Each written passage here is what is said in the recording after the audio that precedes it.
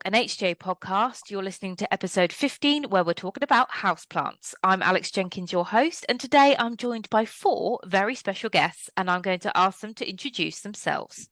Hi, my name's Alex Opperman. I'm from a company called Opperman Plants Limited, and I manage the sales and marketing here.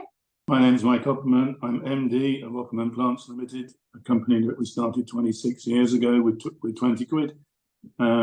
We now grow about 3 million tropical houseplants a year. Hi, my name's Jonathan Miller. I'm the Product Development Manager at HH Nurseries, a third-generation family grower based in the lovely Hampshire. Hi, I'm Tijana Blanusa. I'm a Principal Scientist for Horticulture at the RHS, Royal Horticultural Society. And over the last 5 or 6 years, I've been doing some research on houseplants, which I'm hoping to share with you. Thank you. Thank you all so much for agreeing to be our guests today. So we're going to start with what seems an obvious question, maybe, but let's just put it out there. What defines a houseplant? What is a houseplant? A houseplant, by definition, is a plant that is well suited to the conditions that exist within a house. And those are best found on the rainforest floor. If you've been daft enough to walk around in the jungles, you will realise that very little light, actually, that lands on the canopy makes itself through to the ground. Something like only about 5%, and most of that light is blue. The plants that we tend to grow for the houses are small and usually either from seed or from cutting, but basically they're young plants, and as such they're perfectly suited to low light conditions. So a houseplant is probably best described as a jungle plant or a tropical plant which lives in conditions where light is very low. Houses have very low light, and as a result they're fairly well suited. Fantastic. That's a great definition there. We're going to get that in the dictionary, Mike. Thank you. That's perfect. Now we've defined that, why are houseplants so important? I think there's sort of like an innate yearning to connect with nature. So bringing nature indoors sort of ushers in a sense of tranquility, comfort, and that connection that you just get with having nature around you. And I think in today's society, especially, younger generations are sort of tapping into that, seeing it, especially living in smaller apartment blocks or in cities where you don't get access to parks and places like that. I think that's what makes houseplants so important to so many people today. Whereas, when houses were a lot bigger and gardens were a lot bigger and people had more access to it, they didn't really tap into it, houseplants as much. But certainly that's my take on it anyway. There was a very interesting paper that I read the other day. You do these things when you're fairly sad, actually, but I'm just going to read this to you because I think it's really important. Studies have found that staff who have plants placed in their offices showed reductions in stress levels and negative feelings of the magnitude of 30 to 60%, while those with no plants recorded increases in stress and negativity of 20 to 40%. This piece of work was done by the University of Sydney, which is obviously the other end of the world, but I think it emphasises rather cleverly what Alex has just said. Green plants make people feel better. I mean, and there are absolutely, yes, I'm aware of that work. It's Fraser Thorpe's group, and they've done an awful lot of work. They're really leading on the research in that area. And actually, for the listeners and viewers in the UK, we're hoping to get Fraser Thorpe next year as a plenary speaker on the Green Cities Conference, International Science Symposium that we are organizing at RHS Weasley next September. But we have also done two research projects at the University of Reading, which I have co-supervised, and two of my students, Nalisa Han and Dr. Jenny Berger, have looked into some aspects of plants and well-being, and also some physical aspects on air quality. And I would completely agree with what Mike's saying there. about the positive impact. Annalise's study was actually quite interesting. It was a very small study, a master's project, but extremely well executed, and we published a paper from it, where she's gone into an office building that was just pre-pandemic, and we wanted to look at how not just the introduction, but also the removal of plants from the offices affects people's self-reported, various aspects of self-reported well-being. And basically, people really responded positively, and they, said that they've improved their, motivation and satisfaction with workplace, and quite a number of variables that we've asked them about. But then, what really impressed us most is that, the reverse reaction when we took the plants away, it's really changed their mood, it's changed their satisfaction, to the point where they genuinely went to their building office manager and demanded that they get the plants back, which we, in the conditions of the experiment, we couldn't. We needed those plants for something else, but the office manager was very understanding and kind, and basically he went and got them the plants. And then actually in our study, the biggest impact came from the plants that they had on their own workspace. We also kitted out their common spaces, and they've appreciated that, and they increased their satisfaction with the overall layout of the place. But it was the plant on their desk, their pet plant, which in that short study had the most impact. I would agree entirely with what you're saying. Yeah. I think as well, building on from what Alex was saying around accessibility, I think there's a lot of younger people who obviously are living in smaller places without access to gardens, but also who aren't having children and things like that. And they are becoming plant parents and pet parents. And their acts of taking care of their plants are reducing their stress levels, and they prize them above all things, and they are willing to spend hundreds or thousands on really rare, variegated varieties that you would never ever consider normally. And I think that's amazing. And surrounding ourselves with plants, I think, really makes a house a home. And that might sound corny, but I really think it is like a finishing touch within the room to put in that plant. Dr. Jenny Berger's work that actually looked at plant shapes and how people responded to them, and how what they thought of the plant also influenced what they thought. The plants which are not healthy, that are dying on them, are also a cause of stress. We haven't gone into an awful lot of detail. I think we need to look it up, how stressed is stressed. But I think, we us helping people to look after those plants well, because only healthy plants that they like the look of will actually make them happy. Yes. Do you think that's something to do with the fact that it's something about taking care of a plant that actually adds to that well-being factor, helps you relax? And if a plant isn't healthy, internally there's something that maybe you feel like not doing what you should be, and actually there's a failure aspect to that. Absolutely. I think a lot of people take their plant care very seriously, and I know in my office, we sit and we will panic about our plants at home, and we will all come in and be like, my plant's doing this. What do you think I need to change? So we're all very keen to sort of keep that going. And I was trying to do a bit of research for this, and I saw a study, I can't remember quite when it was, but they got office workers to try repotting a plant or doing a really simple computer task, and they measured people's heart rates and stress levels. And in every single person who repotted the plant, their stress level and heart rate dropped, and they were more relaxed, versus even just doing something really simple on the computer.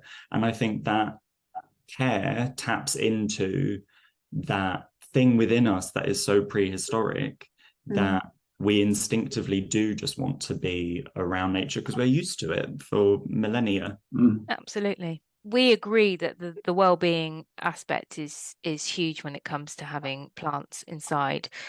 Why are houseplants then important for the industry as a whole? So for horticulture, source of revenue, to be perfectly honest. I think what we just finished doing Chelsea a few months ago, actually, and when I was doing some research, one of the things that absolutely stunned me was that only one plant sold in the UK out of 10 is grown in the UK. And why is houseplants important? Well, it creates a new revenue stream for the industry. It's also at the top end. It's also at the top end of the science aspect of things, because there's an awful lot of information that is not known about many of the plants that we produce. And as such, it's a big learning centre for an awful lot of people, myself included, which absolutely fascinates me. But But why are they important? Imports between 2017 and 2021 have increased by 11.5%. HMRC value it at £412 million a year.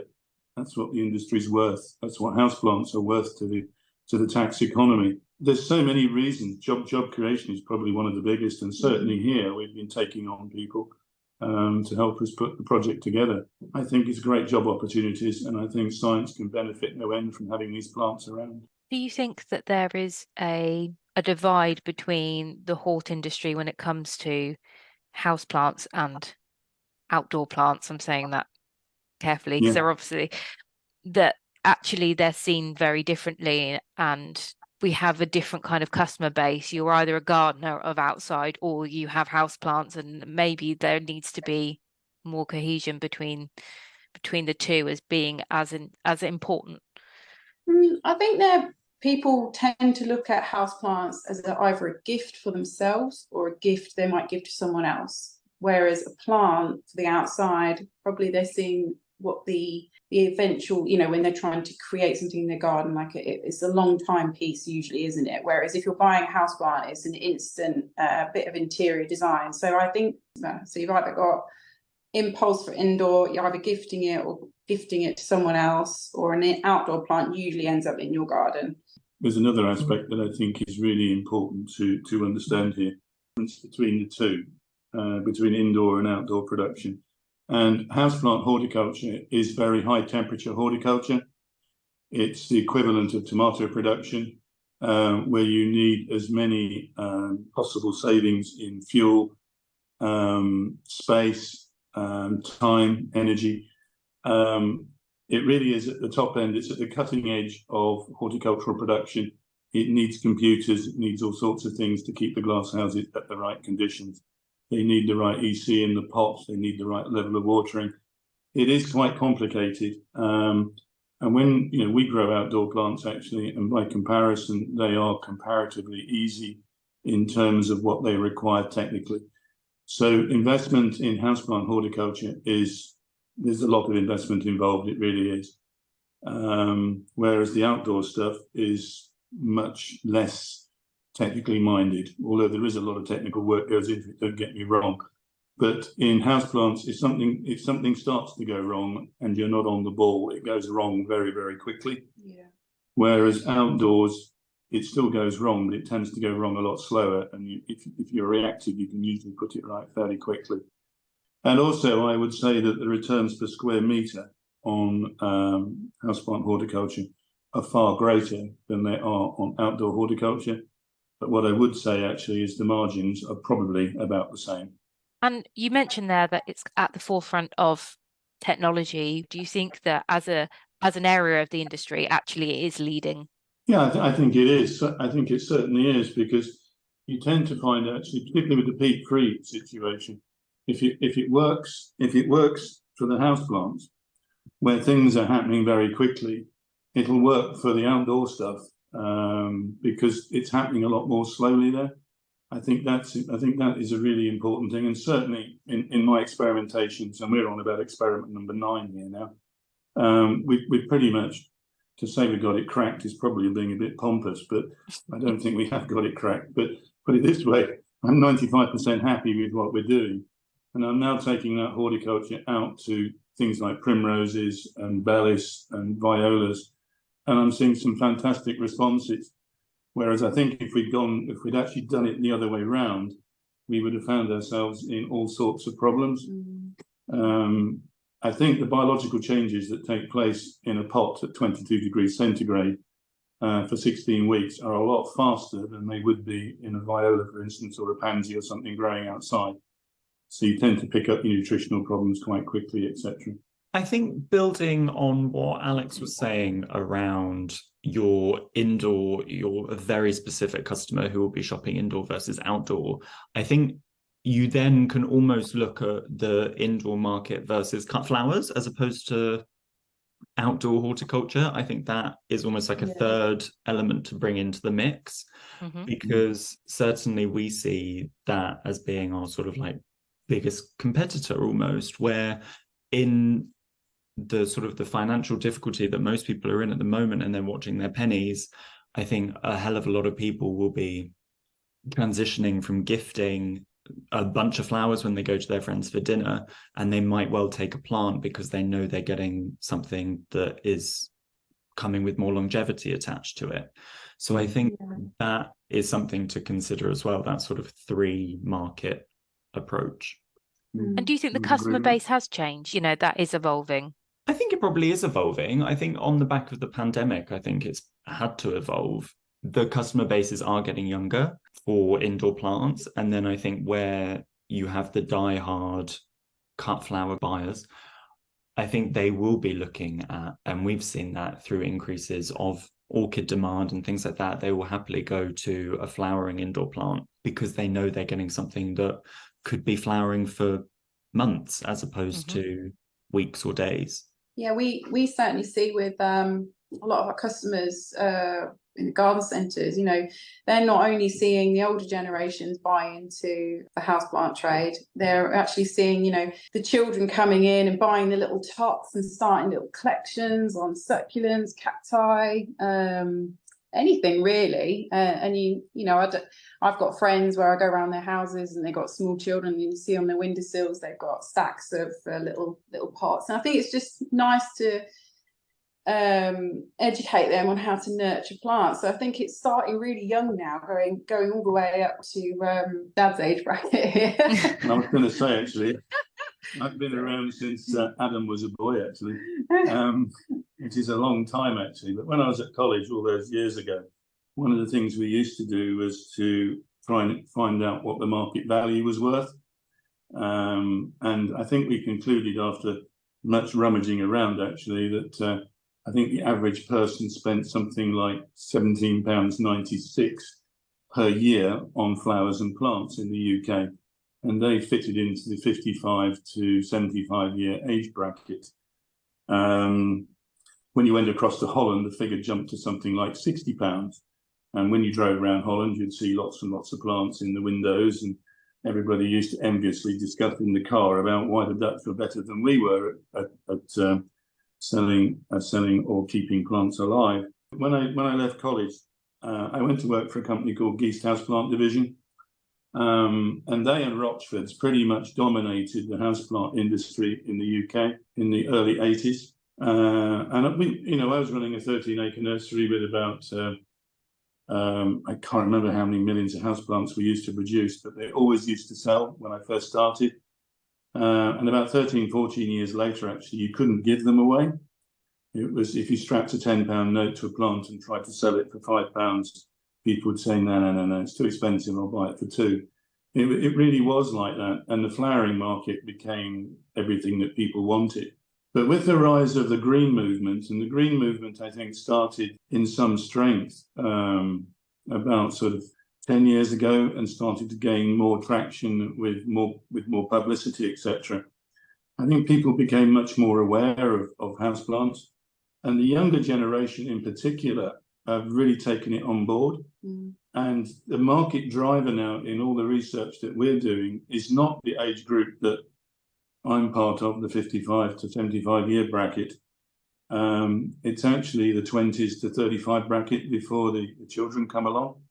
And they're the people that are really driving this. And if you go into garden centres or speak to the garden centre managers, or even if you spend time with them, working with them for a day, etc., it's the younger generation that come in, and they're the ones that ask the questions, and they're the ones that are keen to learn. And I'm sure this is all part of why houseplants have become popular.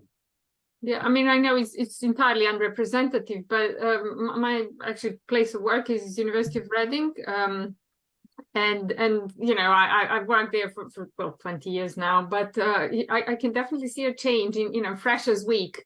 Over the last few years, there's always a flower stand, and, you know, students, you know, moving around the campus with house plants in, you know, the first week of term. You do wonder how many of those plants will have survived to the end of term. But certainly it's not something that, you know, I will have been seeing, you know, first time round, you know, in 2003, which was my first Freshers Week. There just wasn't a flower stand there. And also because I teach students, final year undergraduates, and master students on environmental science, environmental management, agriculture courses at Reading.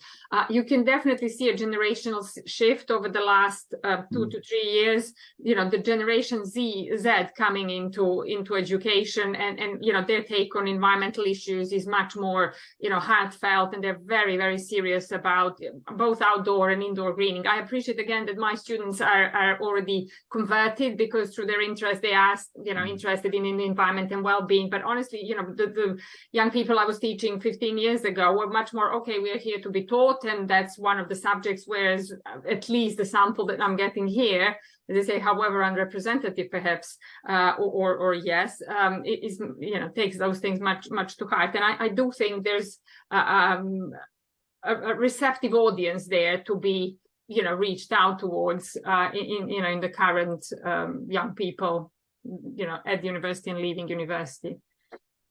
I was laughing actually, Alex, when you mentioned that, because my children are those ones that go into the garden centre and every time want to come out with a little plant or cactus. They've got their own little connection.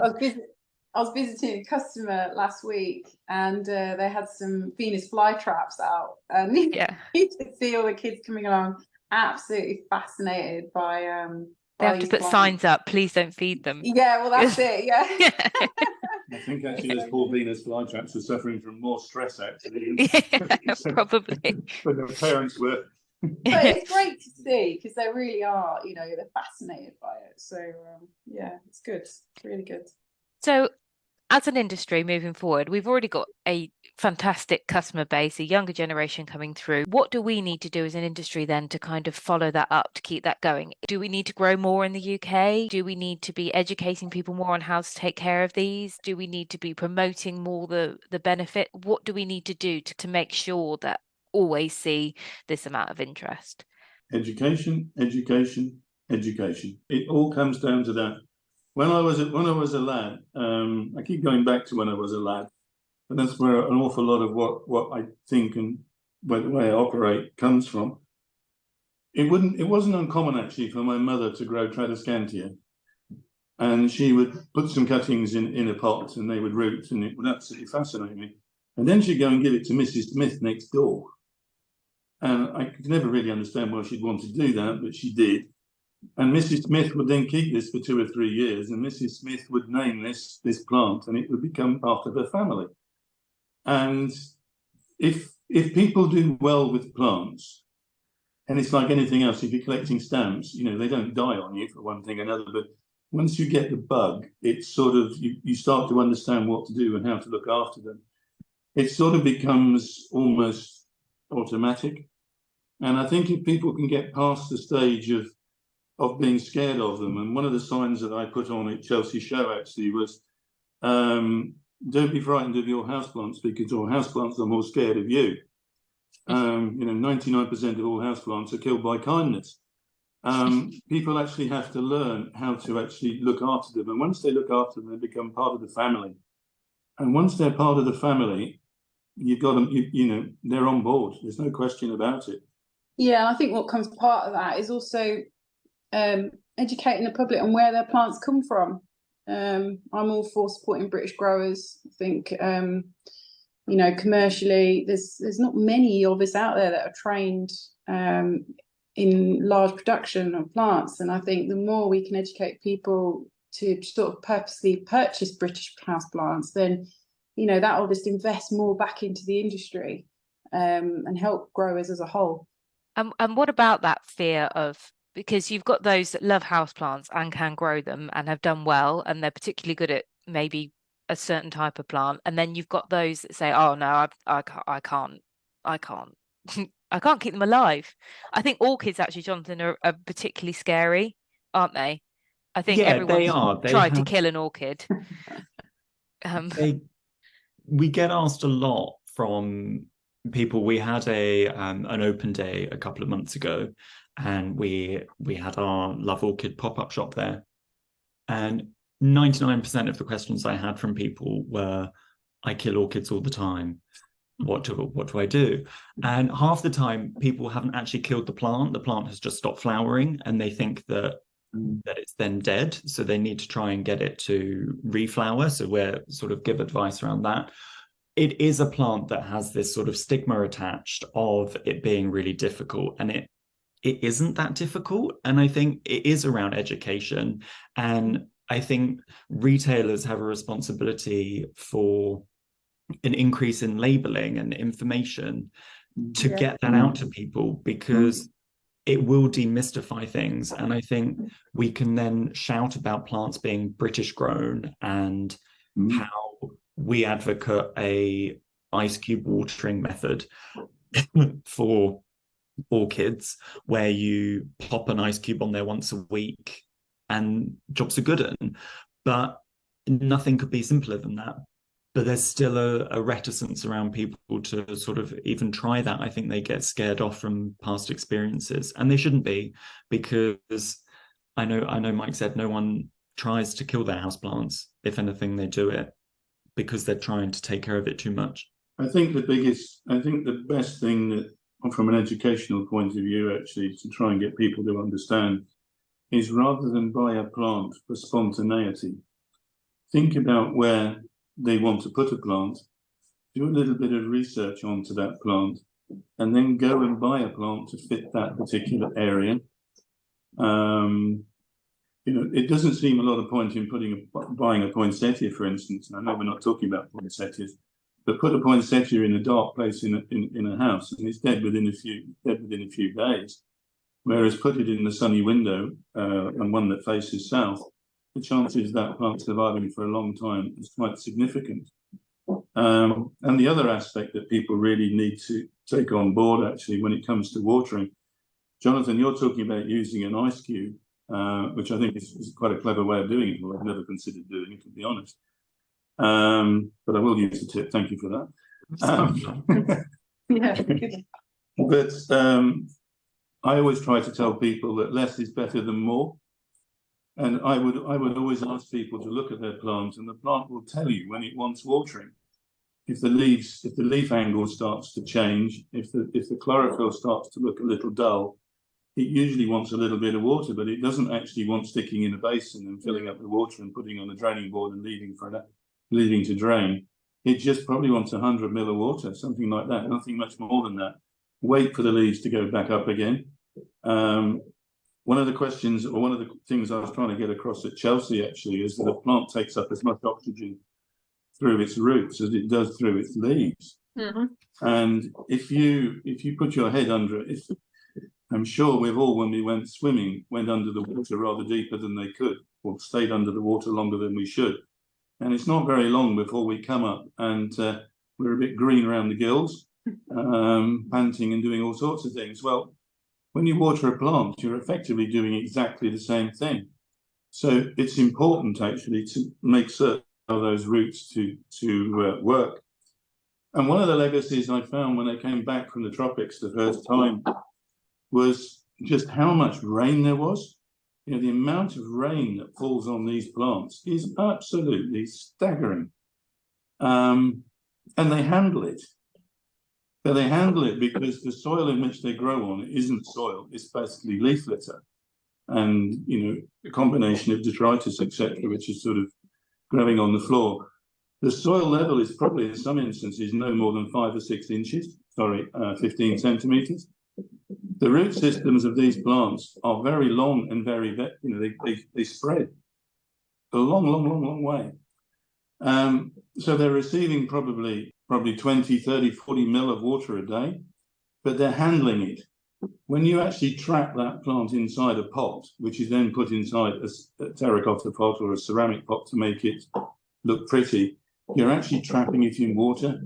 And trapping it in water is a death sentence to these guys because they need oxygen and need a lot of it. When you talk about, I imagine your own nurseries will have their own excellent websites and the advice that you provide to your direct customers. But as a national gardening charity, we take our advisory pages very, very seriously. So if people were just to Google RHS and then whatever plant name or house plant, there's a lot of very specific, very practical and regularly checked advice, which we amend as we learn new things or as we hear new things, where people can sort of quickly spot whether the plant for a certain location, how to look after it, and any tips that general public may find useful. Today we've been talking about the power of houseplants, how they have an impact on our well-being and our mental health, the connection they give us to the outside world and green spaces, how important they are to the horticultural industry, and how they can be a trendsetter for our homes as much as any other design item. I'd like to say thank you to my 4 very special guests today for their input and time. You've been listening to episode 15 of Hort-Talk, a HTA podcast. I'm Alex Jenkins, your host. Stay safe, everyone. Take care.